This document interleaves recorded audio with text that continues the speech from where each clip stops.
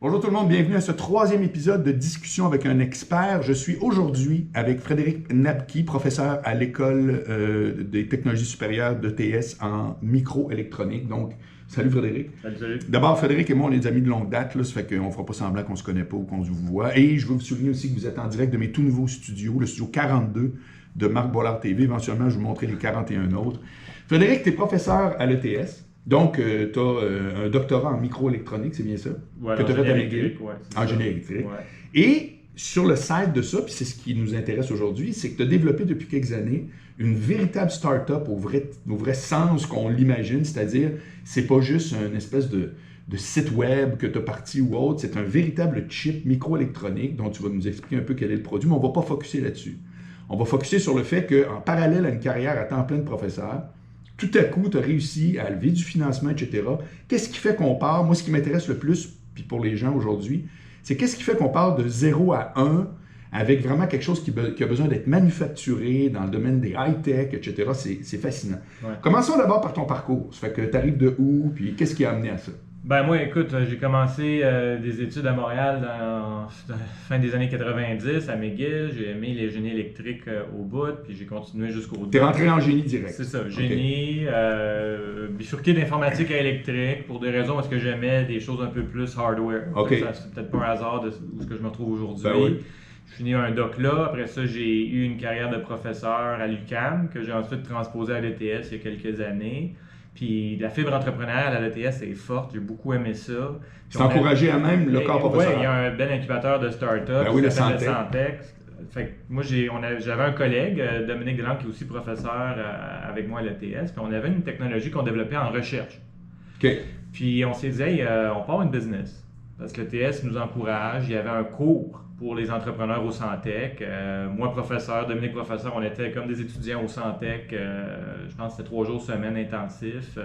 Malgré le fait qu'on avait notre job. Ben non, c'est ça, je comprends. L'ETS nous a permis, bien sûr, de le faire, puis c'était vraiment génial. On est allé dans les écoles de ça. C'est très différent de faire un doc. Tu sais, quand tu as un doc, tu dis, j'en connais des choses, mais tu te rends compte que tu n'en connais pas tant que ça. Non, je comprends. Surtout en business. Puis on a incorporé en 2016 l'entreprise. On était 3-4 personnes, puis aujourd'hui, c'est, je pense, plus que 30 personnes.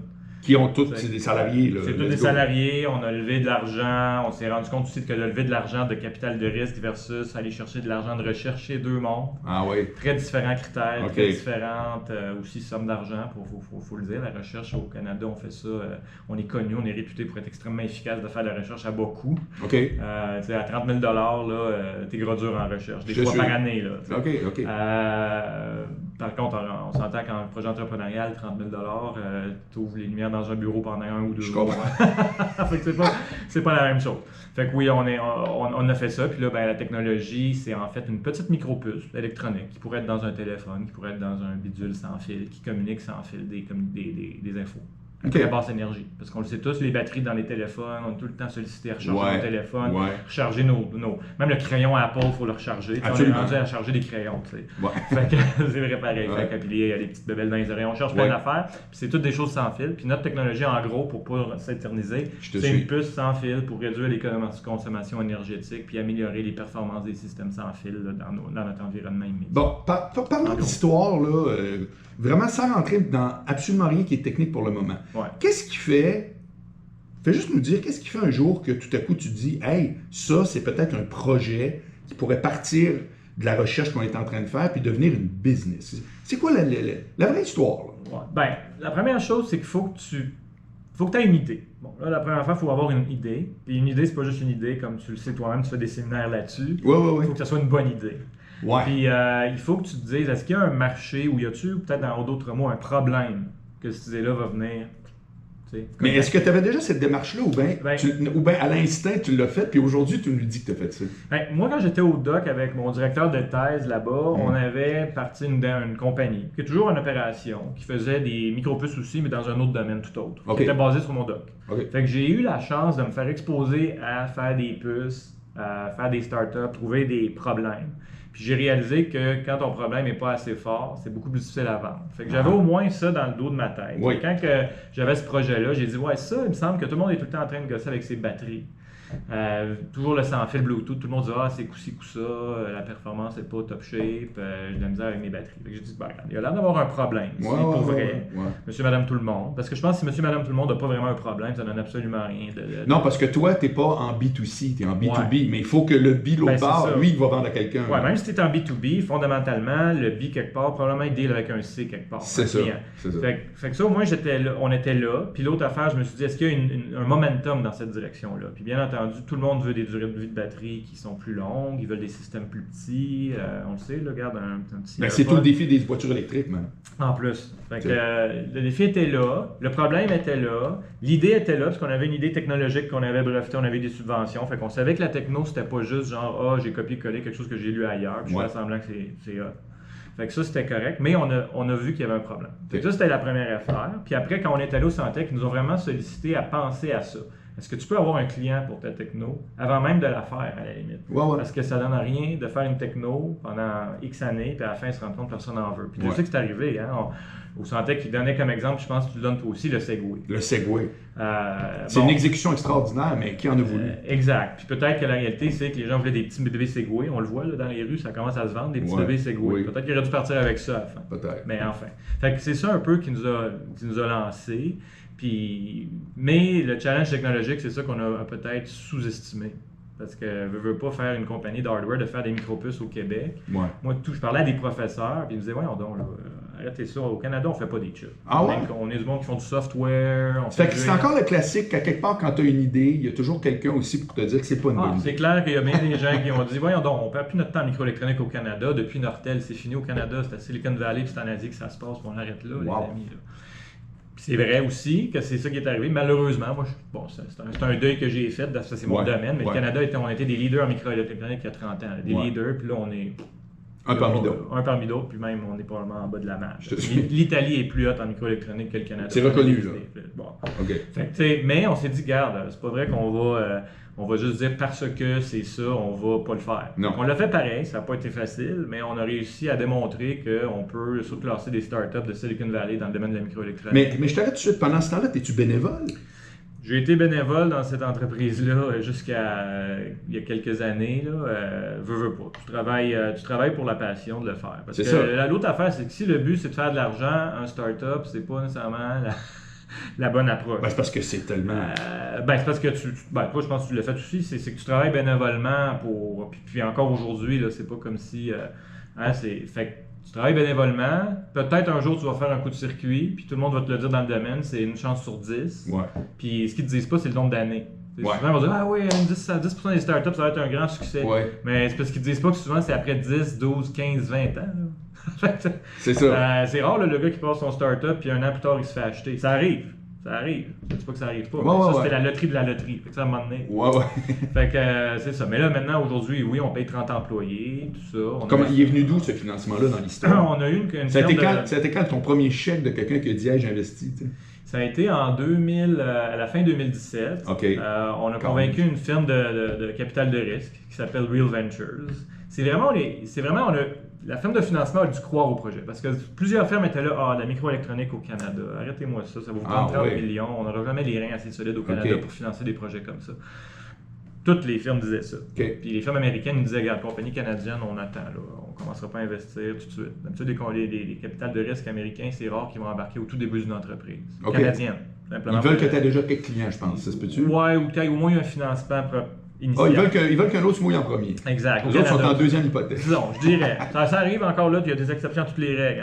Hein. Mais heureusement, on a quelqu'un dans Real Ventures qui a cru au projet. Il a dit, hey, c'est vrai, sans fil, moins de batterie, tout ça, j'aime ça.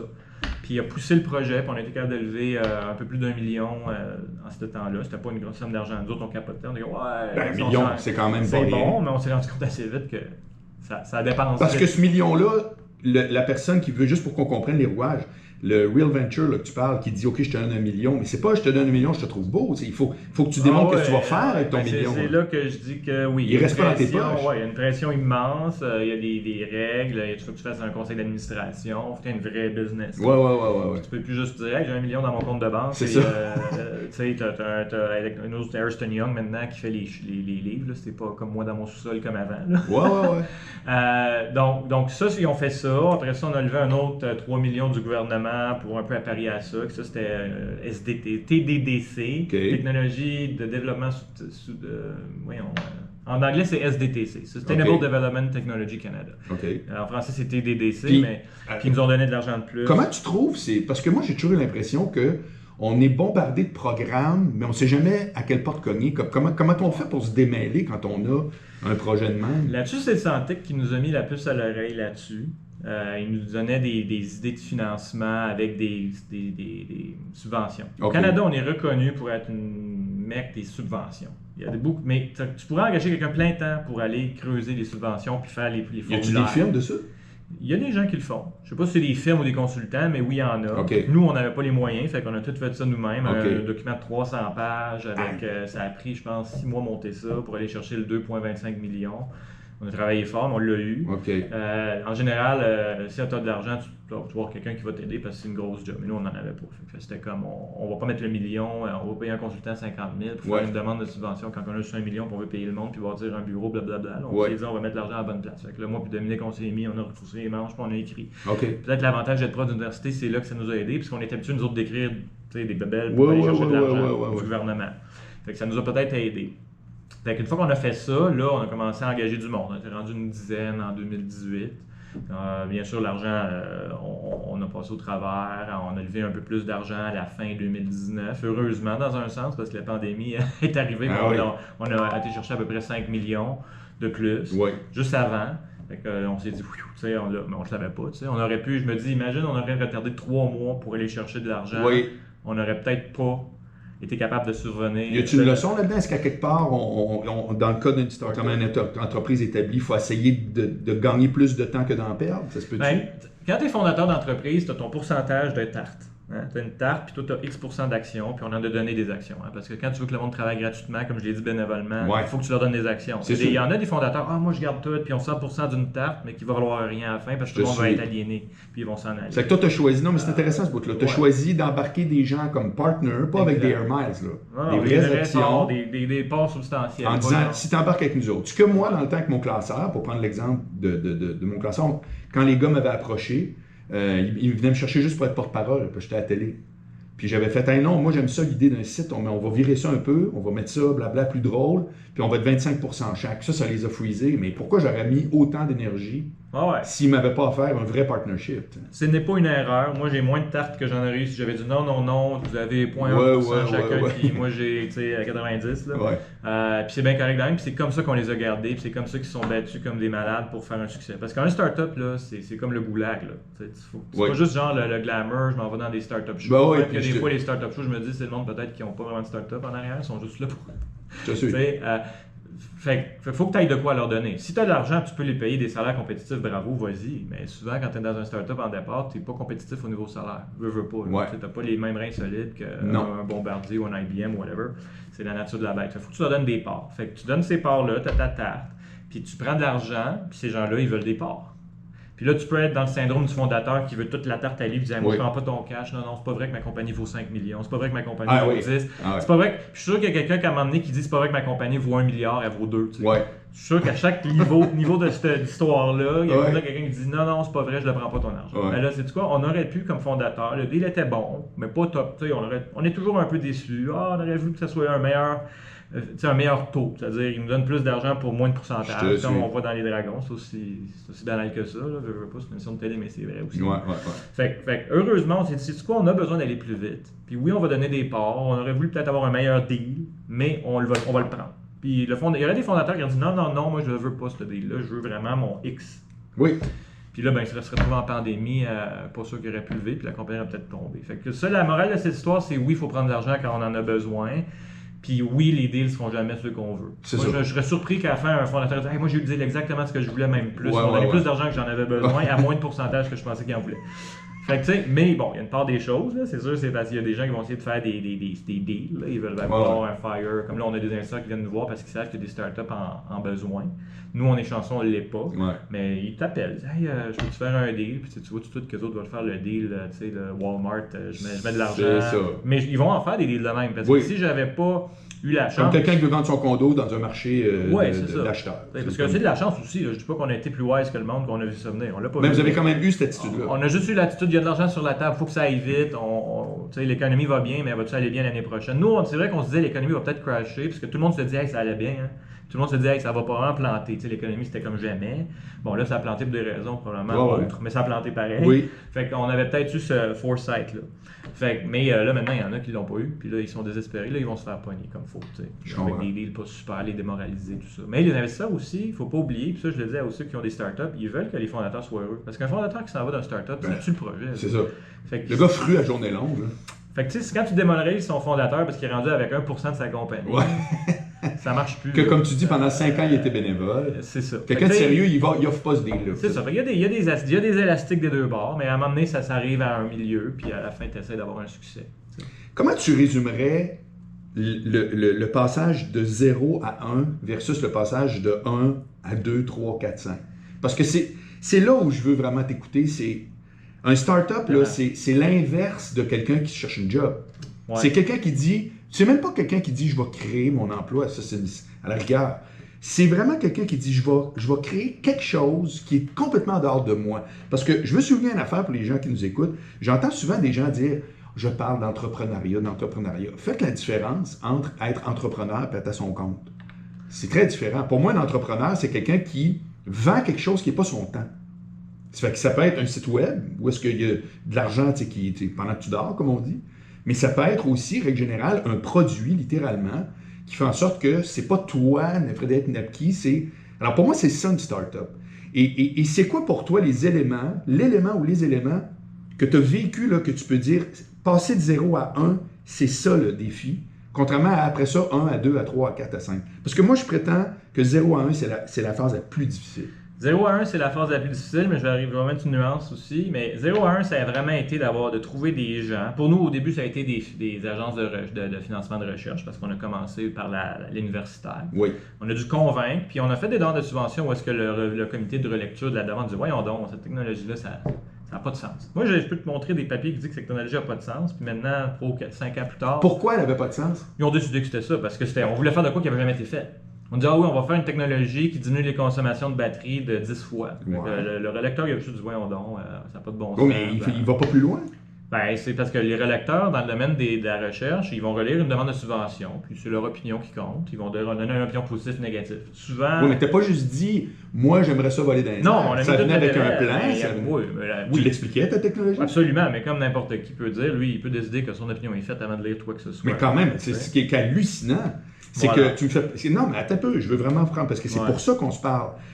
Moi, j'ai écrit 4 livres qui sont publiés. Dans le domaine de l'édition, quelqu'un envoie une idée de livre ou un manuscrit, etc. On se dit, il y a un côté très artistique, ça fait que ça, on s'attend à ce que tu viens de me dire. Mais dans le domaine scientifique, la même chose. Ça me fait halluciner. Tu es en train de dire que c'est exactement pareil. Alors que, je veux dire, moi, je n'ai pas tes compétences techniques, je ne connais pas ton domaine, mais à quelque part, je m'attends à ce que quand tu expliques le truc, ça fait du sens ou pas. Mais tu as une démonstration de ta théorie. C'est pas juste, je pense que le monde va aimer mon roman. Mais tu es en train de me dire que c'est jugé de la même façon. C'est jugé de la même façon. C'est sûr, si tu écris une mauvaise demande de subvention qui ne tient pas de bout, scientifiquement, ça, c'est fini. Ouais. C'est peut-être la même chose pour un roman.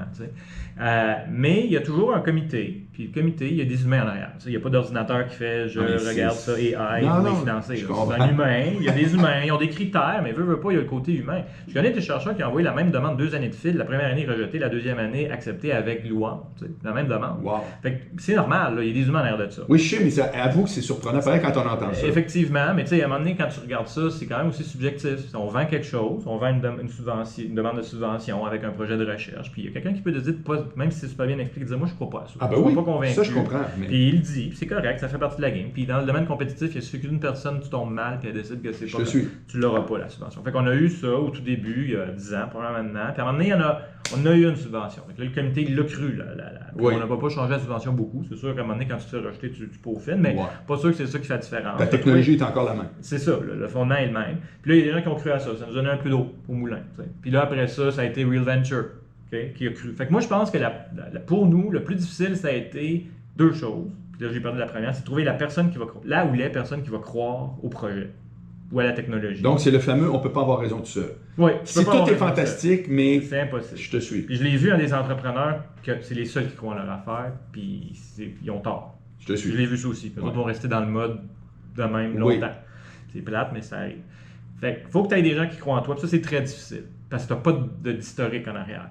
C'est surtout, moi, j'étais un jeune chercheur dans ce temps-là. Moi, évidemment, on n'est pas de professeur qui avait 30 ans d'expérience. On n'avait pas des succès a priori.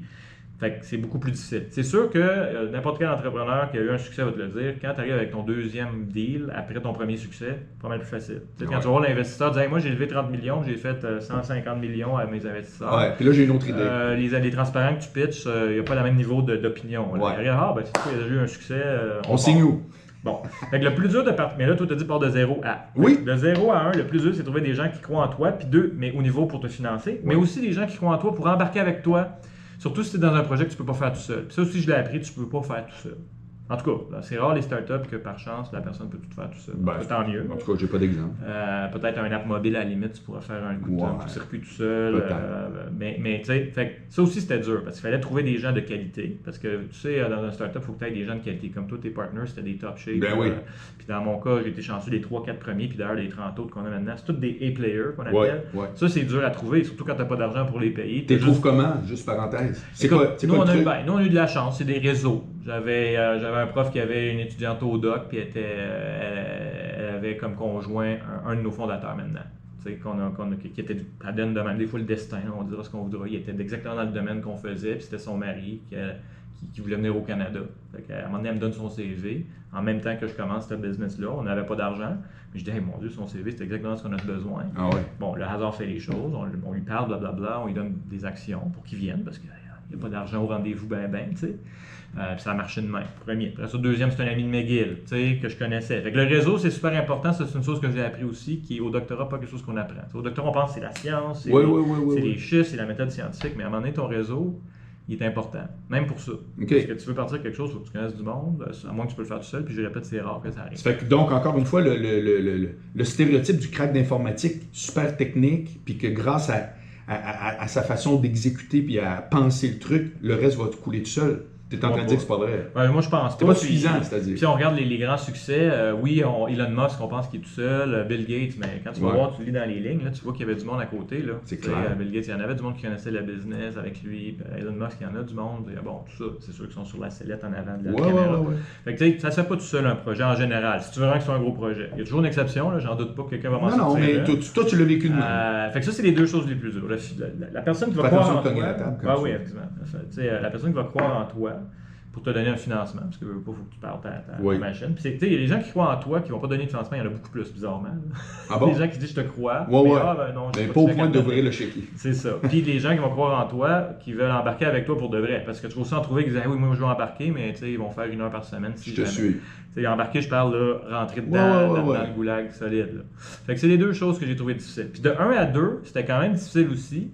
Parce que là, tu veux quand même grossir, puis j'ai compris qu'il faut que tu convainques des gens aussi de ça. Oui, tu as du momentum en arrière qui aide un tout petit peu, mais veux pas, tu veux faire boum, tu veux grossir un autre. Ouais. Fait que c'est quand même une grosse étape. Pareil. Oui. Tu veux convaincre quelqu'un, au lieu de te donner 1 million, de te donner 5, 10, il y a quand même une step. Tu es encore une toute petite compagnie qui commence de, tu sais, t'es pas gros. Est-ce que de 2 à 3, quand on va vouloir lever 20, 30, est-ce que ça va être la même difficulté, je le sais pas, mais je pense que oui. Je pense que malheureusement, je pense pas que c'est jamais facile, mais je pense que tu as raison que zéro. Là, il y a des choses vraiment tough parce que tu as zéro ressources, tu as zéro. Tu as juste ta tête sur les épaules, puis il faut que tu essaies de convaincre des gens. C'est quoi le défi du financement dans un projet de start-up de même? Parce que, je vais te donner un exemple très, très, très concret. Moi, j'ai actuellement 3 podcasts qui roulent. Puis je me dis. Puis j'ai choisi selon ma façon entrepreneuriale que j'ai toujours eue, c'est-à-dire, je ne cherche pas que ce soit parfait, je cherche à le partir puis je vais le corriger en cours de route. C'est que tu vois, les 2 premiers, j'ai été obligé de les faire par Zoom. Là, maintenant, on est rendu avec ma petite GoPro, le seul investissement que j'ai fait à la date. Puis des fois, je me demande, je devrais-tu mettre du cash pour aller chercher tout de suite la totale, enregistrer dans un studio, etc. Ou je monte à force de jus de bras, puis à un moment donné, je vais me rendre là, ça va avoir coûté moins cher, mais en même temps, je vais avoir appris plus. Puis le temps que j'aurai, entre guillemets, perdu, ben c'est de l'argent que je n'aurais pas dépensé. C'est pas clair A ou B. C'est que toi, c'est quoi le défi du financement que tu as vécu et que tu vis encore? Ben ça, je l'ai appelé aussi on the go parce que quand j'ai commencé, moi, mon but, c'était de sauver chaque scène possible pour aller plus loin avec la pièce. Un peu comme ce que tu dis. Ouais. Mais puis ça, je pense qu'au début, tu n'as pas le choix parce que sinon, que tu vas avoir une subvention de 30 000, tu vas brûler en 2 secondes, tu n'auras pas avancé pantoute. Fait que tu sais, il faut faire attention. Par contre, il y a un point où, selon moi, le temps que tu vas brûler parce que tu vas moins vite va te nuire à un moment donné. Parce que, surtout peut-être dans mon domaine, il y a des compagnies à Silicon Valley qui se font financer. Eux, ils ont de l'argent, ils vont aller plus vite que toi. Puis à un moment donné, tu vas être trop tard au combat. D'ailleurs, je dirais, un autre projet dans lequel j'ai fait partie, il y a eu ça comme problème. Ils ne voulaient vraiment rien dépenser. Ça a pris 10 ans aller chercher quelque chose. C'était trop tard. Là. Il n'y avait plus vraiment de nouveauté. Quand c'est parti, c'était super nouveau, ce qu'ils faisaient. 2 ans plus tard, OK, ça vend par-ci par-là, mais je veux dire, on est dans un monde où le changement est toujours plus rapide. Fait que tu vois, je pense qu'à un moment donné, ça c'est ça aussi, tu sais, le fondateur qui veut garder sa tarte, il va dire, moi je prends pas d'argent, je fais ça tout seul. Ouais, mais à un moment donné, tu vas aller trop lentement. Au début, tu n'as pas le choix, puis je pense qu'il faut le faire parce que aussi, c'est là l'autre extrême. On se fait financer $1 million, on est gros, on a les bureaux, WeWork. On s'achète tous des Mac à 5000, puis boum, boum. Ça c'est l'autre extrême. Il faut être intelligent avec l'argent. Nous autres, on achète des ordi usagés pareil, puis tout, puis ça fait partie de la game quand on peut, là, au début là, que je parle. Mais fait que je dirais, tu as raison, mais à un moment donné, il faut aussi que tu mettes le gaz dans le tank, puis tu passes. Puis toi, c'est quand est-ce que ton mindset a changé par rapport à ça? T'sais? Je pense que c'est quand tu as un vrai financement qui est substantiel, qui te permet vraiment d'avancer. C'est sûr, si tu as 10-20 000, à un moment donné, tu ne peux pas faire des miracles. Puis là, il faut que tu le checkes ton âge. Oui, parce que toi, on parle de salaire avec un S. C'est ça. C'est ça. Mais quand tu en as de l'argent pour faire de quoi comme il faut le brûler. Il faut le brûler pour aller plus vite, pour engager des gens, pour que ça aille plus vite, parce que tu te rends compte, puis ça je l'ai appris, peut-être pas récemment, mais quand même tard dans mon projet, c'est que le temps, c'est de l'argent. Tu vas me dire, tout le monde sait ça, mais c'est de l'argent. Parce que nous, un mois, on brûle, je sais pas, là, 250 000 $. En un mois. Fait que si tu dis, regarde, on va sauver de l'argent, on va envoyer cette babelle-là à ce shop-là qui va prendre 3 semaines de plus pour faire la job parce qu'il cherche 100 $ de moins. C'est parce que tu viens de brûler 150 000 $ de salaire à pied du monde qui se tourne les pouces à attendre que la shop finisse la job que tu as besoin. Fait que quand tu fais ces calculs-là, tu te rends compte que c'est juste le temps, l'équation. À un moment donné. Moi, je pense que dans toute startup, éventuellement, quand le financement devient assez volumineux, c'est le temps qui devient l'ennemi principal. Ça fait que le 0 à 1, tu dirais, j'essaie de résumer ce que tu dis parce que c'est intéressant, de 0 à 1, ça serait le support de l'environnement qui serait l'affaire la plus déterminante. Puis de 1 à 2, ça serait le temps. Moi, je suis convaincu. C'est-à-dire quand tu es rendu que tu as l'impression que ton truc est démarré, le message que je reçois de toi, c'est le temps de accélérer le développement. Oui. Puis ça, là, je te dis, c'est difficile parce que moi et Dominique, mon co-partner là-dedans, on avait vraiment la mentalité, il faut tout que ça coûte rien là, au début. Parce que c'est normal, on n'avait pas d'argent pour c'est sûr. Puis on avait des fonds de recherche, je te dis, c'était pas des grosses subventions, là, c'était 100 000 $. Là. On s'entend qu'à 100 000 $, tu fais pas beaucoup de chemin quand tu veux développer une nouvelle technologie. Fait que là, tu les checkes tes scènes. Parce que toi, tu as de l'outillage. Comme ça. Fait que là, tu checkes tes scènes, puis tu as un stylo, tu l'achètes, t'es comme tu sais. En tout cas, on niaise, mais c'est ça pareil. Mais à un moment donné, ce qui est dur pour quelqu'un qui est dans ce set-là, qui est très utile, je pense que c'est très utile d'être dans ce mode-là au début, parce que sinon, tu vas te brûler trop d'argent, puis tu pourras pas avoir. C'est un peu comme un avion qui décolle. Il faut que tu aies assez de vitesse au début, mais à un moment donné, pour avoir de la vitesse, tu as besoin de gaz. Fait que tu peux pas tout brûler ton gaz à faire les 10 premiers mètres sur la piste de décollage. Mais à un moment donné, il faut que tu vires une switch qui dit là, c'est plus une question d'argent, c'est une question de temps. Puis ça a été difficile pour moi et Dominique au début, parce qu'on voyait des affaires, 5 000 $ pour aller faire un rush service en 2 semaines. Tu fais faire quoi ça? OK, pour que ça sorte plus vite. Tu fais une carte imprimée là, avec des circuits dessus parce que tu veux que tes gars de développement puissent développer. Tu as besoin d'une carte pour tu sais. Puis là, tu as le choix. Je paye 10 000 $, je vais l'avoir dans 4 semaines. Je paye 5 000 $, je vais l'avoir dans 8 semaines. L'ancien entrepreneur en toi disait non, on va juste payer 5 000 $. Mais là, après ça, tu réalises, attends, là, moi, à chaque 2 semaines, j'ai 100 000 $ de salaire qui sortent de la compagnie. C'est quasiment mathématique, même. C'est quasiment mathématique, mais c'est très contre-intuitif parce que tu as 0 à 1, tu l'as passé à étirer des élastiques de partout. Un peu comme toi, tu as fait à mon classeur. Que tu fais là avec tes podcasts, tu tires l'élastique de tout bord de côté pour que ça arrive et que tu fasses de quoi. Mais à un moment donné, si tu restes de même, je pense que ça peut tuer ton projet. Parce que là, tu deviens trop lent, puis tu vois plus les bonnes variables qui sont ceux qui vont t'amener au succès. C'est-à-dire, moi, dans mon côté, je pense que c'est le temps, puis aussi le réseau. Puis d'engager les bonnes personnes, puis de ne pas avoir peur de payer un peu plus cher pour des employés des fois. Ça aussi, c'est l'autre affaire. Oui, exact. Ouais. Tu as rencontré, parce que tu t'en vantes pas, mais c'est quand même hot, parce que moi, je connais personne d'autre que toi qui a rencontré directement à leur bureau Amazon, Facebook, Google. Tu es allé, je pense, chez Tesla. Oui, on a allé essayer de vendre à bien des clients de haut calibre, effectivement. Fait que là, quand tu es rendu là, d'abord, de un, tu réalises que tu as vraiment créé quelque chose qui est en train d'avancer, à défaut d'être ça y est, c'est parti, tu as quand même la main auprès des majors et tout. Comment tu te rends là, puis quel genre d'attitude tu prends en disant qu'à base, je suis quand même en train d'aller voir quelqu'un chez Amazon, chez Facebook, en Californie, tu sais. Une affaire qu'on a été chanceux, parce que nous, on avait un genre de mentor que j'avais rencontré dans un incubateur, puis on reprendra des incubateurs si tu as le temps, dans le show, ça vaut la peine, mais j'avais rencontré cette personne-là en Californie, j'étais dans un incubateur, puis cette personne-là a cru au projet, elle a mis un peu d'argent au début, puis elle m'a donné le conseil de commencer à vendre le plus tôt possible. Okay. Encore là, moi, prof d'université, j'étais comme, voyons donc, vendre quoi? Ouais. Puis on l'a suivi, on a quand même suivi il nous a donné même le nom d'un vendeur qui est venu pour rien, il a travaillé gratis, c'est pas compliqué au début, encore là pour un deal, puis tout, puis c'est correct, puis il travaillait, puis on a commencé à vendre, tu sais, une affaire qui marchait quasiment pas, là. Tu sais, c'était juste une chip qui marchait, coup-ci, coup-ça, ça fait juste montrer qu'il n'y a pas de Ça faisait pas ton affaire à toi-même. Je l'aurais pas fait si ça était juste de moi. Je disais, non, il faut qu'on ait le produit parfait à temps, là, on va vendre, on n'aurait peut-être pas vendu jusqu'à aujourd'hui, tu sais. Puis quand je dis vendre, je dis pas qu'on est en train de vendre des affaires puis le monde nous paye. Là. Non, je suis en train de dire que tu es en train de visiter Tesla, tu vas leur parler, tu vas visiter ici. Puis d'ailleurs, dans tous ceux que tu as nommés, il y en a qu'on n'aura jamais revu, puis il y en a qu'on est encore peut-être en train de leur parler. Mais on était allé faire le tour de tout le monde avec notre petite chip qui marchait à moitié. Puis il n'y a personne qui a ri dans notre face parce que ils voyaient le potentiel. Mais on s'entend que quand je réalise qu'on a vendu il y a 4 ans. À ce qu'on vend aujourd'hui, je suis comme, man, on a vraiment bien fait. Parce que ce qui est arrivé, c'est qu'on a entendu nos clients nous dire ce qu'il fallait faire pour pouvoir avoir un produit. Ah, ça, c'est intéressant. Puis ça aussi, je l'ai En un mot, le fameux « c'est pas encore prêt ». Moi, écoute, je parlais de ça dans un podcast il n'y a pas longtemps, dans mon Patreon, où je disais que j'avais déjà fait une émission de télé avec une fille qui était une comédienne qui me disait pendant une pause « Ah oui, je prépare un album ». Puis moi, en bon ancien gérant d'artiste, j'avais fait « Ah, tu travailles avec qui? C'est qui ta maison de disque? » Elle dit « Ah là, j'en veux pas. J'en veux pas, je veux faire mon album et tout, puis après je vais aller les voir. » Mais elle n'a jamais sorti son album. Qui veut ramasser un projet sur lequel tu n'as même pas eu d'input? C'est pas des gérants de banque.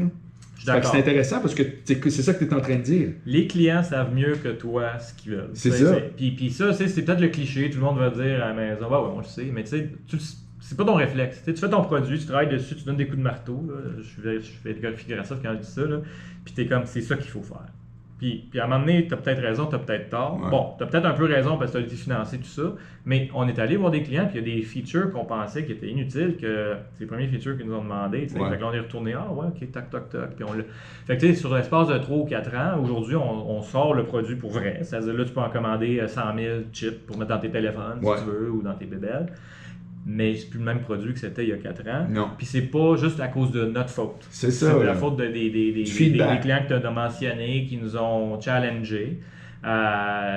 Puis qui nous ont dit, Kat, c'est correct, mais là, tu sais, moi je me rappelle toujours, il y a une compagnie que je peux pas nommer, mais qu'on est allé voir. Puis c'était l'été 2017. J'étais tout évalué, c'était à Silicon Valley, une des compagnies des plus hot. Ouais. Puis le gars, c'était quand même un gars haut placé qui nous regarde, il dit montre-moi ton affaire. Puis c'était une affaire qui faisait de l'audio sans fil, parce que l'audio sans fil, c'est une façon cool de démontrer ta chip. Ouais. C'est juste un showcase, c'est pas le produit comme tel, mais ça montre la chip dedans, ça montre l'audio. Lui, il connaît ça, l'audio, il en fait depuis. Il dit regarde, je vais te le dire, c'est hot ce que vous faites, mais vous n'êtes pas prêt encore pour que je vous montre à mon groupe de produits. Parce que si je vous montre aujourd'hui à mon groupe de produits, ils vont juste dire non, ça tient pas de bout. Parce que quoi? Parce que c'était pas assez mature. OK. Puis là, il est allé nous dire. Il a pas fait ça juste à l'écoute. Non, mais il a joué avec. Il a joué avec lui. Mais lui, c'est un boss. C'est pas lui qui va donner qui va demander. C'est pas l'ingénieur qui va aller faire le toc-toc-toc si c'est une bonne chip ou pas. Lui, fait que j'en suis entièrement reconnaissant de cette personne-là. Il aurait pu facilement me dire regarde, je vais aller te laisser te faire planter. Puis tu ne reviendras plus jamais parce que nous autres, on ne regarde pas d'une technologie 2 fois. Ouais. Mais il a dit, on était déçus sur le coup. Il dit regarde, vous n'êtes pas encore prêts pour embarquer là-dedans, dans mon groupe de produits, parce qu'on est l'une des compagnies les plus demandantes, tout ça. Puis il a dit, par contre, si tu fais ça, reviens me voir, Puis je pense que ça pourrait marcher. Fait que là, qu'est-ce que tu penses qu'on a fait? Bon, premièrement, on est allé prendre un verre, on était un peu déçus. Tout le monde veut arriver là, puis comme dans Walt Disney, ah oui, t'en achètes 1 million. Exact. Fait que, OK. On dit, OK, comment on fait ça? Fait que là, on s'est fait un plan, puis je pense que 6 mois plus tard, quelque chose de même, on est retourné le voir, puis on a fait exactement ce qu'il voulait. Puis là, il l'a écouté, puis il a dit, ah, c'est exactement ce que je veux. Toutes les affaires techniques, les petites bébelles qu'il voulait étaient là. Il dit, OK, là, je te mets en contact avec monsieur X, Y, Z. Puis depuis ce temps-là, on leur parle quasiment à chaque semaine, puis on est sur le point, probablement, de développer un concept de produit avec eux. C'est long et pénible, mais tu vois, fait que c'est pas toujours de dire, j'ai mon produit, je m'en vais voir le client, il va l'acheter, sinon je m'en vais. Ouais. C'est comment veux-tu ou mange un char. Puis il y en a des clients qui vont faire ça. Hein? Il y en a qui les clients disent, regarde, on n'est pas prêt, là, see you later. C'est correct, là. Il y en a des de même. Il y en a d'autres que, tu sais, ils sont comme, hey, sais-tu quoi, je vois le potentiel, mais c'est pas prêt, mais gars, je vais t'aider. Je vais t'aider à l'amener là. Peut-être pas avec du temps, mais avec des conseils. Puis sais-tu quoi, ces conseils-là, ils valent leur pesant d'or. Ouais. Tu sais, on a un client dans le domaine des headsets là, sans fil pour les gamers. Oui. Souvent, c'est filaire, mais il y a beaucoup de gens qui veulent les avoir sans fil, mais pour des raisons que je ne vais pas élaborer ici. C'est très difficile d'avoir une performance adéquate sans fil pour les gamers. Okay. Puis le gars, il aime beaucoup la techno, puis il est plugué comme jamais. Là, des headsets, il en fait depuis. Fait que lui, là, il sait exactement quoi faire. Nous, on le sait pas. Là. Je suis pas un gars qui fait des headsets pour vivre. Là. Non. Fait que, tu sais, non, mais. Ah oui, il faut que tu mettes ici, puis le speaker, tu sais, puis ça. C'est ça. On ne fait pas les headsets, mais on veut vendre des chips pour les headsets. Mais on veut pas indirectement, on doit devenir. Faut que tu comprennes un peu c'est quoi. Faut qu'on comprenne un peu, puis ce gars-là, il nous donne $0. Mais à chaque fois qu'on y parle, man, j'enregistre quasiment, là, tu sais. On peut pas enregistrer, mais tu sais, j'enregistre, il dit des affaires, ça, faut faire ça, attention à ça. Fait que, tu sais, ça a une valeur ajoutée. Fait que je dirais aux gens, le message chez vos clients, c'est pas nécessairement les clients qui payent, qui sont nécessairement les seuls qu'il faut. Puis aussi, dis-moi si je me trompe, mais à quelque part, si tu veux absolument éviter le feedback négatif, t'évites peut-être le meilleur feedback. Oui, ça, je Moi, tu vois, il y a quelqu'un sur ma page YouTube qui m'a écrit textuellement, j'ai fait un post dans LinkedIn de ça, il m'a écrit textuellement, il dit Marc, tu demandes des feedbacks, voici. Il dit, il commence par me louanger. Là. Il dit l'animateur est extraordinairement talentueux. Là. Je reprends ses mots, mais son concept ne me plaît pas. À la rigueur, c'est même mauvais. Tabarouette, c'est raide. Ouais. Puis là, il dit tu devrais faire comme Yann Terriot. Puis là, il explique. Sais-tu quoi j'ai fait. Il a tellement raison. Le lendemain, j'ai fait ce qu'il m'a dit. Mais si je veux jamais voir une critique qui contient le mot ton concept est mauvais, il disait pas que j'étais mauvais. Il fallait bien. Ben, dans ce moment-là, il y a tout le temps une excuse. Je trouve, pour éviter le feedback, puis je pense que c'est juste quand on est fragile. C'est que tu es un peu en train de dire, man, go, on sonne la charge, puis il arrivera ce qui arrivera, mais tout ce que je vais savoir, comme une éponge, ça peut juste m'être utile. C'est un peu ça. Je suis d'accord avec toi, puis c'est dur de se faire critiquer pour n'importe quel humain, qu'on soit fort, faible ou whatever. Puis je dirais, mais arriver préparé. C'est pas. L'autre exemple, c'est d'arriver là, tu croches, puis là, ça marchera pas. Parce que les gens disent, t'as même pas pris le temps de te préparer. Ça se voit quand c'est tout croche. Que ce soit pas mature, mais bien ficelé, c'est une chose. Mais que ce soit pas mature puis mal ficelé, tout croche, c'en est une autre. Okay. Prépare-toi bien quand tu vas le voir, le client, puis oui, sois prêt à la critique, puis il faut que tu ailles le faire.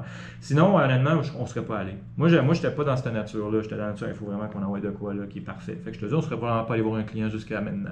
On n'aurait rien, on aurait zéro deal. Toi, tu t'es fait de violence en cours de route. Là. Ouais, je me suis vraiment fait. Puis peut-être ça a été ça, peut-être la façon que je pourrais peut-être dire que j'ai été un peu mieux que d'autres qui l'ont fait, là, puis je me lance pas des fleurs loin de là. J'ai été game. Non, mais t'as quand même changé ton paradigme. Ouais, c'est ça. Je me suis fait dire des choses, puis j'ai écouté, puis j'ai dit on va le faire.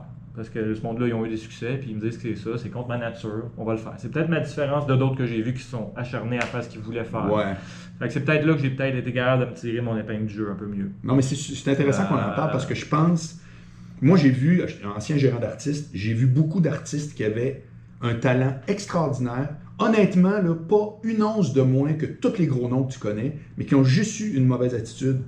Ah. Je me souviens d'un gars, là, un humoriste qui s'était fait offrir de travailler pour Michel Courtemanche dans le temps où il était une superstar en France. Puis il était venu me voir, c'était pas mon client, mais c'était un ami.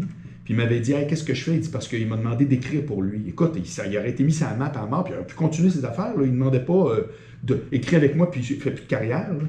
Puis là, sa peur, c'était moi, mais j'ai peur d'y donner des très bonnes idées qui ne seront pas pour moi. Ben ce gars-là, si je te le nommais, tu ne saurais même pas c'est qui. Okay. Le train a passé, comme Pierre Gravel a toujours dit, pour les artistes, le train passe une fois, mais rarement deux fois. Ça fait que je trouve que tu es en train exactement de dire la même chose. C'est que tu aurais pu tout faire ces efforts-là, mais tu aurais été dans ton attitude très perméable, imperméable, très isolé, c'est pas encore à mon goût. Puis ce qui est ta force, inévitablement, Ouais, ben, Mais le train serait passé probablement aussi. Tu sais. ouais, je sais pas si c'est une force ou si c'est une façon de voir Non, les mais c'est ta choses. force, c'est toi qui as toujours Mais, amené ouais, la technologie. ouais, je comprends. Le produit, c'est du Frédéric Ouais, Nappi. ouais, là. c'est ça. Mais peut-être l'aspect, c'est que j'ai été capable, moi, de me faire d'écouter puis de changer un peu mes paradigmes. De dire, ah oui, il faut que je monte un produit qui est Mais pas c'est un fait conseil que à- tu donnes? Tu penses qu'il faut tout le temps se faire un peu violence? Je pense que oui, puis ça, c'est plate à dire, mais tu peux pas non plus dire oui à tout le monde, parce que sinon on aurait dit, ok, le projet vaut pas la peine, puis en 2015, il serait mort. Ouais. Parce que j'aurais reçu la lettre du comité dire, ah, ça, cette technologie, ça devrait pas. Il faut aussi que tu sois capable de venir ton bout, mais il faut aussi que tu sois capable de dire quand c'est le temps d'en donner des actions. Puis c'est quand que c'est le temps d'en montrer à des clients des affaires, puis d'écouter du critique. Parce que tu sais, j'aurais pu dire, moi, je garde toutes les actions, puis j'aurais eu personne dans ma compagnie. Ouais. Je serais moi, puis Dominique. Tu aurais pu dire mon produit est parfait, puis là, vous autres, vous comprenez pas. C'est ça. Fait que, tu sais, mais j'aurais pu aussi faire l'erreur de dire, hey, je les donne toutes mes actions à tout le monde, puis il me reste plus rien, puis ça me donne quoi de faire ça. Fait que, tu sais, il y a comme un entre-deux. Puis je pense que ceux qui échouent, c'est quand ils vont trop dans l'extrême d'un et l'autre. Et là, comment on fait pour trouver le juste milieu? C'est plus un Ça, art qu'autre chose. ouais, j'aimerais ça t'avoir la recette, parce que si on Non, l'a mais fait, mais tu décris bien ta situation. Tu voulais faire une parenthèse sur les incubateurs. Ben, tu vois, nous, les incubateurs, puis ça, c'est un autre bel exemple. On a fait le Santec, puis on a fait EcoFuel, puis on a fait Silicon Catalyst, qui est en Californie. Là, tu vas me dire 3 incubateurs. Ouais. Ça a été, je ne regrette aucun de ceux-là. Puis un de ces incubateurs-là en Californie nous a coûté le plus cher. Ils nous ont demandé 9% de l'entreprise. Plus de 9%. J'aurais pu cette journée-là dire, moi, je ne donne pas 1% à personne qui ne va rien me donner de tangible. Parce que les autres qui me donnaient, c'est un incubateur, tu vas venir, tu vas rencontrer du monde. On va te donner, oui, il y avait quelques aspects qui nous donnaient des logiciels gratuitement pour faire la conception, puis on pouvait fabriquer des prototypes gratuitement. Ça valait c'est des vraies valeurs monétaires. On parlait de peut-être 100 000, 200 000 $, puis ils voulaient 10% de l'entreprise. Puis j'aurais pu cette journée-là dire, c'est quoi, de la chenoute, vous n'aurez pas 1%, j'irai pas. Puis je suis convaincu que Spark ne serait pas où aller aujourd'hui si je n'avais pas été dans cet incubateur-là, que je n'avais pas rencontré un des mentors qui est encore sur notre conseil d'administration. OK. Puis si tu me demandais de prendre une feuille de comptable puis de dire l'incubateur X a demandé 10%, mets-moi en dollars ce qu'ils ont donné, je peux pas te le faire. Non. Je peux pas te le mettre en chiffres. C'est intangible. Puis c'est poche à dire, mais je peux pas te le chiffrer, mais je peux te dire j'ai pas fait une erreur de donner les parts de l'entreprise à cet incubateur-là. Fait qu'une espèce de rencontre déterminante, on pourrait appeler, ou d'élément déclencheur, qui se monnaie mal. Mais on a dû allonger 10% de l'entreprise. Puis on aurait encore aujourd'hui, les autres, c'était eux autres. Ben là, c'est ça, ils se font diluer avec tout le monde, mais ils ont leurs actions potentielles. Ils ont des options d'action. Fait il y a des fondateurs qui ont décidé de ne pas le faire, ça. Ils vont peut-être réussir pareil, mais ils ont dit, moi, le 9% c'est trop cher, je le fais pas. En attendant, ils n'ont pas le même réseau, ils n'ont pas tout. Est-ce qu'ils vont réussir? Peut-être, hein? Mais je veux dire, dans mon cas, je suis pas mal sûr que ça ne serait pas aussi bien été si on n'avait pas eu ça. Ça nous a donné une crédibilité d'avoir quelqu'un à Silicon Valley qui nous stampe, dire, c'est un bon start-up de chips. Ouais. Puis on fait juste ça, nous autres, ces incubateurs-là, c'est ça leur business, juste des start-up de chips et d'électronique. Puis j'aurais pas connu les mentors, j'aurais pas eu les réseaux, tout ça. Notre CEO vient un peu grâce à ça aussi. Okay. Il y a plein de choses qui viennent indirectement de tout ça. Qui me font dire que des fois les incubateurs ça vaut la peine. C'est pas tous les incubateurs qui demandent des choses là, parce que par exemple le Santec ou EcoFuel ils nous ont rien demandé. Ça a été ultra formateur, même mieux que l'incubateur de Silicon Valley ou une formation. Le Santec, moi je le recommande à n'importe qui à Montréal, là, ils sont très sélectifs, tant mieux, là, mais si tu veux faire une start-up, tu penses que tu sais ce que tu fais, moi je dirais va au Santec, pousse ton projet. Santec, c'est pas juste électronique d'ailleurs. Hein? C'est surtout. Faut que ce soit technologique. Il faut qu'il y ait de la techno là-dedans, puis que ce soit pas genre un logiciel. Ben, c'est pas vrai, mais il faut qu'il y ait de la techno. Il aime ça le hardware, mais si t'as pas de hardware, j'ai vu des projets là. Puis c'est vraiment un cours intensif, tu sais. Puis vraiment qu'ils vont dans les. Tu sais, ils vont te montrer les rapports financiers, ils vont te montrer quoi faire quand tu vas négocier avec un capital de risque. J'ai beaucoup aimé la formation, qui selon moi était la meilleure formation qu'on a fait de tous les incubateurs. Non pas que les autres étaient mauvais, d'ailleurs, je viens de louanger celui de Californie. EcoFuel, j'en ai pas beaucoup parlé, mais ils ont beaucoup aidé sur d'autres aspects avec nos subventions gouvernementales. Fait que, moi, mon conseil, puis je vais terminer la parenthèse, c'est allez-y dans les incubateurs. Tant mieux s'ils ne vous demandent pas grand-chose. Assurez-vous qu'il y a une bonne réputation, par contre, parce que gratuitement, tu sais, you get what you pay for. Puis s'ils vous en demandent des choses, donnez-lui pas un chèque en blanc, allez voir d'autres gens qui ont passé au travail, ils vont vous le dire si ça valait la peine. Comme moi, quand un entrepreneur vient me voir, dit veux-tu y aller en Californie? Je devrais-tu y aller dans cet incubateur-là? Moi, je dis oui, je te le dis, vas-y, mais je te le dis, ça va te coûter 10% de ton entreprise. Moi, je te le dis, je l'ai fait, je le regrette pas une journée. Pas une journée que je me lève le matin et je dis, oh man, j'ai donné 10% à mon entreprise, à ce monde-là, ça m'a rien donné. Non. Ça, on peut terminer là-dessus. OK, mais non, mais c'est parce que par rapport aux incubateurs, ça vient aussi à une thématique super importante, c'est-à-dire quand ton projet commence à démarrer, il suscite de l'intérêt. Sinon, ça veut dire qu'il n'est pas d'humain. Et quand il suscite de l'intérêt, comment tu fais pour déterminer qui est sérieux et qui ne l'est pas? Ça, c'est tout un problème. Parce qu'il y a du monde dans ce domaine-là qui sont des vendeurs d'aspirateurs, tu sais, puis il y a les gens qui sont vrais. Tu comprends? Non, mais je veux te le dire, là, puis je suis sûr que n'importe quel entrepreneur qui nous écoute ou qui a parti son start-up, je suis sûr qu'il y a du monde qui lui ont dit des affaires, man, c'était hot, puis finalement, il n'y a rien, ça n'a rien, OK? Puis il y en a des pires, c'est des bandits, c'est-à-dire qu'ils vont te faire signer des papiers qui n'ont pas rapport, puis que là, tu te fais vraiment avoir. Ça aussi, j'en ai vu. Fait que je te dirais, la seule façon, c'est d'utiliser un réseau, puis de faire des checks, puis demander si tu es dans un incubateur qui est réputé, il va probablement connaître les personnes, surtout si tu restes dans le réseau montréalais, tu sais. Tu demandes au directeur du santé, hey, ce gars-là, il m'a offert de m'aider pour ça. Avez-vous. On a vraiment entendu parler de ce gars-là. Ouais. C'est pas bon signe. Ou on a entendu te regarder ce gars-là, même 5 étoiles, vas-y. Fait que moi, je dirais, il y a du monde qui sont bons aussi pour lire les gens, comme toi, par exemple. Fait que toi, probablement, tu pourrais facilement gager, mais il y a d'autres mondes qui sont pas bons. Fait que si on a un doute, c'est mieux d'aller voir le réseau pour essayer de valider. Parce qu'il y en a du monde un peu croche dans ce domaine-là. Ben, comme dans tout. En showbiz, il y en a du monde qui font des histoires. Maintenant, à partir d'aujourd'hui, c'est quoi qui s'en vient là, pour Sparks? C'est quoi le. T'es où actuellement? Puis c'est quoi qui. Pour que ça décolle, là, il manque quoi, là? Bon, là, la technologie est finie. On est en train de la faire, en production de masse. Donc ça, c'est d'autres problèmes, mais des problèmes d'ingénierie. Là, tu es dans la distribution, là, éventuelle. La distribution aussi. Là, par exemple, on est en train de voir comment on va faire pour pouvoir vendre des puces sur notre site web. Okay. Comment on va faire pour shipper 500 000 unités. 500 000 unités, on ne s'en rend pas compte, mais là, tu fais le calcul. Tu fais quoi pour tester 500 000 unités pour être sûr que le client reçoit 500 000 unités de chips qui marchent? Là, tu fais le calcul, tu dis même si je faisais ça en 5 secondes fois 500 000, tu fais le calcul. Bon, fait que ça, on est là, c'est correct, tout va bien, on n'est pas dans une situation invivable, mais c'est d'autres problèmes. L'autre affaire, c'est que là, on est dans une situation où on doit grossir, mais on est rendu à 30, puis là, ça commence à être dur de grossir de la même façon. C'est-à-dire, c'est moi et Dominique, depuis le début, qui est pas mal dans les affaires de tout. Là, on s'en il est rendu 30 employés. Là, si on grossit à 40, c'est plus vrai. Fait que là, il faut qu'on commence à dire comment on fait pour grossir comme entreprise. Ils appellent ça en anglais growing pains. Là, on commence à le sentir. Moi, j'ai pas de madame ou monsieur RH. Là. J'ai pas une personne RH dans la compagnie, puis là, j'ai quand même bien 30 employés avec le chèque de paye. Tout ça, là. Heureusement, on est chanceux. Puis un qui a des questions, l'autre qui file pas. Heureusement, on n'a plus de gros conflits encore RH. Je louange tous les jours le fait qu'on a une bonne équipe qui va bien, puis il n'y a pas de... Mais c'est des êtres humains, comme tu disais tantôt. C'est pas des robots. C'est ça, là, on se rend compte, man, il faut qu'on commence à croître un peu différemment. Notre système informatique, c'est assez boboche, ça marche bien, c'est sécure tout, parce qu'on est tous des cracks, mais là, maintenant, on n'a pas de gestionnaire IT. C'est comme du monde dans l'équipe qui sont bons, qui font ça dans les règles de l'art, tout, mais là, on se rend compte, man, on commence à avoir des comptes usagers, des affaires, les accès des portes. Fait que, c'est un peu plate à dire, mais ça devient un vrai problème. Fait que là, il va falloir qu'on construise puis on devienne un peu moins un start-up. Quand je dis un peu moins un start-up, je ne veux pas dire d'enlever les qualités du start-up, c'est-à-dire l'agilité, être capable d'être novateur, mais il va falloir qu'on devienne un peu plus corpo. Ça, pour certains, c'est plate, pour certains, c'est bien, mais parce qu'il y a des employés qui aiment ça aussi, être dans un start-up où il y a un peu moins de... C'est sûr, tu as accès à tout le monde, incluant toi. Mais à un moment donné, tu veux dire, ça c'est malheureux. J'ai lu dans un article qu'en haut de 25 personnes, là, ça devient extrêmement difficile. Déjà beau qu'on est à 30 puis ça continue, mais à 40, tu peux plus là, être dans un environnement, l'auberge espagnole. Mais ce que tu décris là, tu sais quoi? C'est l'histoire littéralement de la civilisation.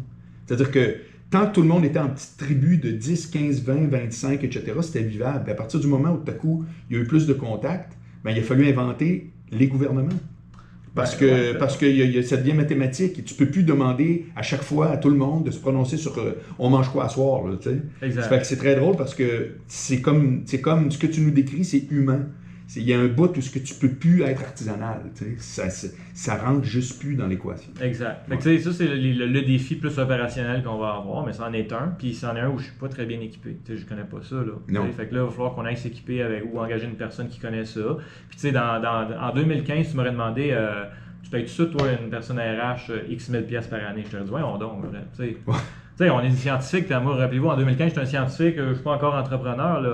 Fait que, je vois pas la valeur ajoutée de ces affaires-là. Non. Mais maintenant, un peu par le fouet, si tu veux, le vécu, je vois que tu en as besoin d'une personne qui fait les livres, puis tu en as besoin d'une personne qui fait la ressource humaine, tu en as besoin d'une personne qui prend les appels. Tu comprends, c'est des gens qui sont accessoires, mais qui ont une valeur phénoménale, surtout quand ta compagnie devient, comme je te dis, 20, 30, 40 personnes. Tu peux plus. Fait que ça, c'est un problème parce que c'est pas ton réseau.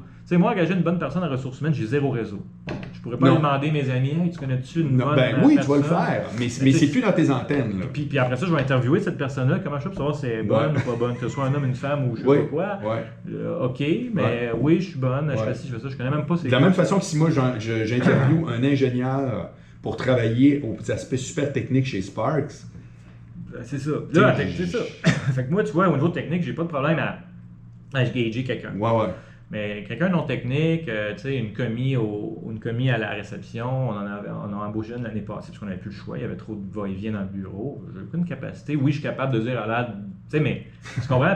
Puis je suis sûr que si j'avais une personne de ressources humaines, elle aurait quelque chose de très technique de comment, tu sais, mettre chacun dans une case, puis elle ferait des tests de psychométriques, tout ça, man. Moi, je suis pas là. Non. Mais on n'a plus le choix. Fait que c'est drôle, ça veut dire que même quand tu es rendu, appelons ça en deuxième, troisième vitesse, il y a des aspects de croissance où tu repars en zéro. Oui, absolument. Tu es comme encore dans tes principes de 0 à 1. Là. Ben, c'est comme un genre de papillon des startups. Tu pars de la chenille au papillon, puis tu sais, comment t'appelles ça? La chenille. Ouais, mais avant la chenille, t'as le cocon. Tu sais, t'as plusieurs étapes, tu te transformes tellement que tu peux pas dire, oh, je le sais déjà quoi faire. Ça, je pense que c'est ça aussi la raison pourquoi il y a des startups qui vont aller super bien jusqu'à 100 millions d'investissements. Puis là, je sais pas, là, c'est le temps de lever 200 millions. Là, je donne des chiffres, mais puis là, tout d'un coup, boum. Paf, ça craque. Je pense qu'à chaque fois, c'est peut-être pas aussi difficile que 0 à 1, parce que je continue de croire, de souscrire que le début, c'est quand même l'étincelle qui part la machine. Ouais. Mais si tu le fais pas comme il faut, ce tournant-là, tu pourrais te dénaturer ou peut-être tes employés même. Des fois, c'est juste que tes employés trouvent plus ça le fun, parce que la culture de l'entreprise n'a pas su suivre ça, puis là, tu te ramasses dans une espèce de drôle d'environnement où tu as juste des nouvelles règles, parce que là, on se rend compte qu'il faut mettre des règles tout d'un coup. Là. On a 50 employés, il faut mettre des règles. Tu comprends? Puis là, c'est juste Je te suis. Fait que tu peux toujours perdre. Fait que tu te fais attaquer de l'intérieur avec des problèmes, tu te fais attaquer de l'extérieur avec des problèmes. Les compétiteurs, les clients, c'est de l'extérieur. Veux pas, il y a des challenges là. Tu as l'intérieur qui croit, qui peut aussi te donner des problèmes, puis des problèmes qui peuvent être un peu comme un cancer, parce que tu les vois moins bizarrement. Parce que tu es toujours à l'extérieur en train de regarder tes clients, tes compétiteurs. Puis à l'intérieur, peut-être qu'il y a une culture bizarre qui est en train de se setter, où il y a des gens qui sont moins contents, mais vu que tu n'as pas une belle structure RH, ils sont pas capables de le dire à personne. Je te suis. Fait que moi, je pense que ça, c'est les défis qui sont même plus dangereux plus que tu avances. Puis je pense que c'est pour ça que tu vois des startups qui allaient super bien, puis tout d'un coup, tu entends parler que ça marche plus. On va terminer avec le thème de la semaine passée. Parle-nous de télétravail. Quelles sont les différences que tu as trouvées, puis où est-ce que ça se situe actuellement le fait que, à cause de tout ce qu'on a vécu, puis qu'on vit encore, ça a changé la donne? C'est quoi, toi, tes impressions de ça, puis en quoi ça a changé? Encore là, on a appris beaucoup de choses là-dessus. On n'a pas eu le choix comme tout le monde. On a été quand même très dynamique dans ça. On avait des accès à distance déjà faits parce qu'on avait des gens qui travaillaient des fois à la maison, mais pas beaucoup. C'était des exceptions, mais on avait dû monter des systèmes. On était chanceux encore une fois. C'est pas comme si on le levait avant tout le monde. On avait déjà des systèmes de base, on les a rehaussés, puis tout le monde est rendu à la maison. Puis pendant la pandémie, c'était tout le monde 100%. Là, maintenant, on a quelques personnes clés qui n'ont pas le choix de faire des tests et de souder des affaires. Ils sont au bureau parce que c'est permis. Puis, ce qu'on a remarqué, c'est que l'efficacité, moi, quand c'est arrivé, je dis, man, on est fait, là. Non, mais, tu sais, tu penses à ça, tu reçois, je me rappelle, on était en meeting, puis notre agente administrative, elle vient me donner un petit post-it qui dit, je l'ai vu hier, je l'ai mis au recyclage, mais c'était toutes les compagnies fermées à partir du 15 mars jusqu'à nouvel ordre. Man, je capote. Tu sais, tu es un start-up, on n'a pas de revenus, nous autres, là. Encore. On a des revenus. Tu as des revenus des subventions, mais tu ne fais pas de vente. On ne fait pas de vente substantielle. Non. Fait que, moi, bon, tu vas me dire, si tu es une entreprise qui fait des ventes, tu as aussi fait le saut, mais imagine quand tu n'en as pas en plus. Exact. Là, tu dis, le chemin vers le revenu est allongé de combien de temps, je ne le sais pas. Puis en plus, mes employés ne peuvent plus venir au bureau pour avancer. Fait que là, bon, sur le coup, tu capotes. Après, tu te rends compte que les gens en télétravail, en tout cas, la grande majorité, il y a toujours les pommes pourries. Heureusement, nous, on n'en a pas, mais il y en aura toujours, j'en doute pas. Ils travaillent mieux à la maison, des fois, qu'au bureau. Ils sont moins distraits. On dirait qu'ils travaillent plus fort. Il faut se rencontrer plus souvent, par exemple. Parce qu'il n'y a pas de contact virtuellement. Virtuellement. Fait que nous autres, on a trouvé des formules, on a joué pas mal longtemps, puis on a trouvé une formule. Geneviève, elle disait ça. Elle disait... un des trucs que ça impose, mais qui est un plus, c'est des rencontres qui ne sont pas obligées d'être fréquentes nécessairement, mais régulières. Exact. Régulières, courtes rencontres, 10, 15, 20, 30 minutes s'il faut, c'est quasiment la mieux. Tandis que dans la vraie vie, quand on était au bureau, c'était plus une rencontre moins souvent. Des fois, tu es au café et tu dis j'en ai jasé. Exact, c'est ça. Fait que ça a été la première affaire. Mais une fois qu'on a seté le bon régime de rencontre, puis c'est un art, chaque compagnie a probablement sa recette qui va marcher pour sa structure. Ça allait super bien, puis je te dirais qu'on n'est pas pressé de faire revenir, par exemple, certaines des personnes au bureau. Pas parce qu'on ne veut pas y voir, mais parce que les autres, ils font 1 heure de transit à chaque jour, aller-retour 2 heures. Ils se disent, regarde, moi, si vous me laissez pour l'instant, je serais bien content, puis c'est du coup, il est aussi productif. Fait que sa réalisation, c'est que je pense pas qu'on va être obligé d'avoir la même politique qu'avant, qui était 9 à 5 au moins au bureau, 5 jours semaine. On n'a pas encore décidé comment on va avoir la politique après. Mais c'est clair que quelque chose s'est passé. Oui, puis je me dirais, si j'étais gestionnaire de portefeuille, de mobilier, d'immobilier plutôt, de business, eux autres doivent avoir peur. Au centre-ville, tu veux dire? Au centre-ville ou ailleurs, parce qu'il y a des compagnies qui vont dire, on a encore besoin de bureau, mais il va être 2 fois moins gros. Parce qu'on a compris que 50% du monde au bureau, c'est bien correct. Puis je suis sûr que c'est ça qui va arriver. Fait que là, je sais pas ce qui arrive, parce que le centre-ville, on entend plein d'articles à la presse, dans la presse, tout le centre-ville, des durs coups partout. Ben, si c'en est un, puis je suis sûr qu'il est là. Fait que qu'est-ce que ça va faire pour les tours à bureau? Je ne peux pas. Peut-être dans 10 ans, on va tout se dire, c'était passager. Pas sûr. Mais pour nous, ça a été bien.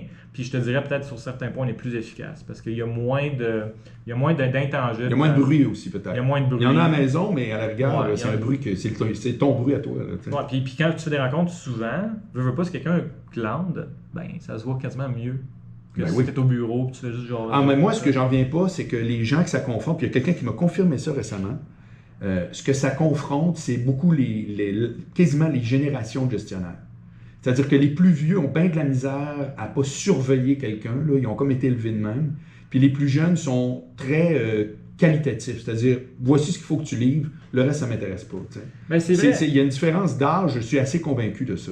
Au début, tu étais incertain. Tu dis il faut que je surveille les gens. Puis je l'ai eu ça aussi, cette réflexion. Ben oui. Quand tu n'es pas sûr, il faut que je check. Mais tu te rends compte que si tu gères bien les tâches que tu donnes aux gens, puis tu es capable de faire des suivis correctement, puis ça c'est un autre art, tu vas tout de suite voir ceux qui sont pas sur la coche. Tu n'auras même pas besoin de les regarder. Là. Tu vas juste dire, hey, t'as pas livré ça, t'as pas livré ça. Tes 3 dernières temps, tu les as pas livrées à temps, ou c'est tout croche. Ben, c'est réglé. Il n'y a pas de te voir à ton bureau, m'asseoir à côté de toi. Puis c'est comme si tout à coup les gens découvrent le prix d'avoir à surveiller quelqu'un pour qu'il soit productif. Tu fais comme, je veux plus payer ce prix-là. Ben, ça donne rien. Moi, en tout cas, j'exagère parce que c'est sûr, moi je suis quand même avec des ingénieurs, tout ça. C'est sûr que peut-être si tu gères un Walmart ou un, je sais pas, whatever, c'est sûr que tu sais, du monde ça dépend des profils. Un peu.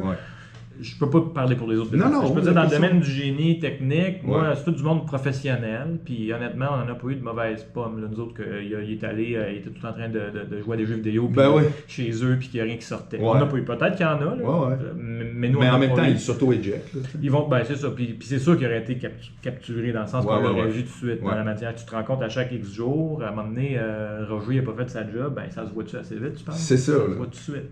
Fait que moi, le télétravail, ça me fait pas peur. On va définitivement, notre compagnie, changer notre politique une fois que tout ça est fini. Là, pour l'instant, on est un peu dans le...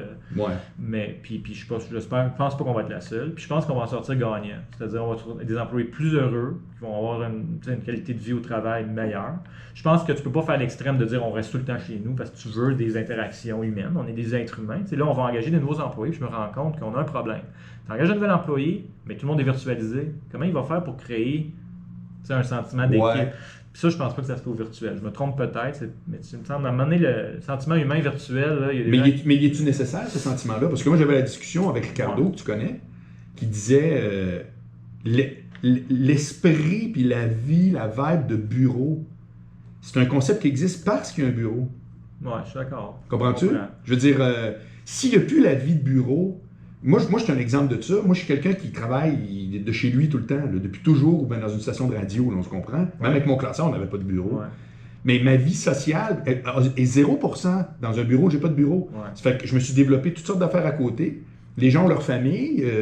L'espèce de vie sociale au bureau existe parce que le bureau existe. Je crois pas que tout à coup la vie sociale puis la vibe tombe avec les avantages qu'elle a, mais tout ça reste à vérifier. Ben, moi, je pense que c'est un super beau sujet, là, si tu connais quelqu'un expert en RH de toutes ces affaires psychologiques-là. Mais on est rendu là, il faut deviner parce que là, tout vient de changer. Exact. Mais moi, j'ai comme un feeling que tu veux quand même que les gens se voient réellement pour avoir une certaine relation qui est outre le professionnalisme, pour être dans une équipe bien scindée. Tu as raison, c'est peut-être pas au bureau que ça peut se faire. Ça peut se faire dans des 5 à 7, ça peut se faire. Mais là, présentement, il n'y a rien.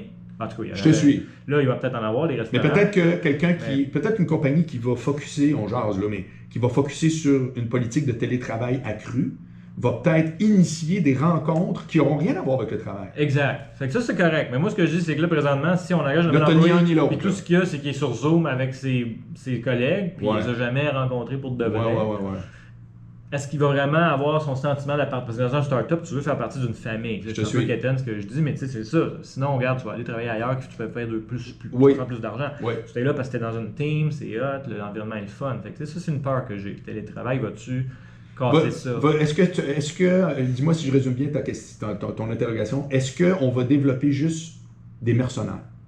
On va tout à coup être toute une génération de mercenaires. C'est-à-dire, moi, je veux être tranquille chez nous. Qui m'offre la paye? Mon cerveau est alloué, comme disait Geneviève. Ben, c'est ça. Est-ce que c'est ça qu'on veut? Je pense pas que ça marche avec les startups de même. Parce que startup, chaque employé croit au projet. Parce que veut pas tout le monde. Ouais, pour un startup, c'est encore plus un problème. Moi, je pense que tu nous disais tantôt, il faut que les gens soient investis. Ben oui, parce que c'est rare qu'un startup, il va avoir, entre au début, pour les premières années, c'est clair, même encore aujourd'hui, il y a des salaires 100% compétitifs. Parce que veut pas, ils ont pas de revenus. Ouais. Puis ils ont un fonds d'argent qui est pas. Bon. Fait que tu n'as pas le choix d'essayer de garder tes gens avec autre chose que juste l'argent. Fait que faut que tu aies un bel environnement de travail, il faut que tu donnes des options. Des options, en passant, c'est comme des actions, mais ils peuvent les acheter plus tard quand la compagnie a grossi, puis ils font un profit net. Oui. Tant mieux, tout le monde est content. Puis c'est l'exemple du Microsoft que la secrétaire s'est acheté une Ferrari, whatever. On entend toutes les légendes urbaines, mais apparemment, elles sont vraies, que même les jardiniers ont été assez bien... Fait que moi, ça qui m'inquiète, c'est dans un startup, tu as besoin de cette famille-là, je n'ai pas d'autre mot que famille, c'est peut-être qu'il y a un meilleur mot. Puis comment tu fais pour développer ça si tu es toujours sur Zoom?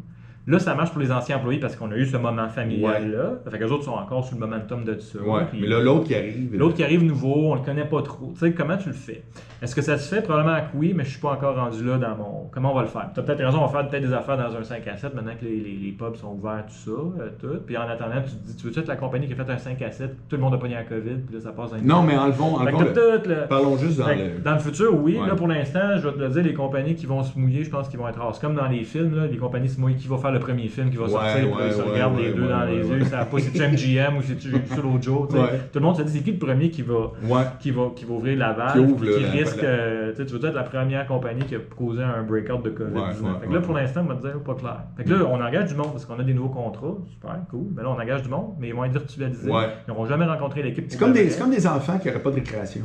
Ils sont juste assis à le bureau, ils n'ont pas trop le goût de parler, ils font des examens, puis où ils pourraient aller créer quelque chose outre le couloir avec le professeur. Là, vous êtes dans des couloirs, il y en a qui avaient déjà de... c'est intéressant. Ça m'inquiète. Ça m'inquiète un peu, puis j'en doute, je suis pas le seul. Peut-être dans les grosses boîtes, c'est différent, parce que dans les grosses boîtes, c'est moins personnel par défaut.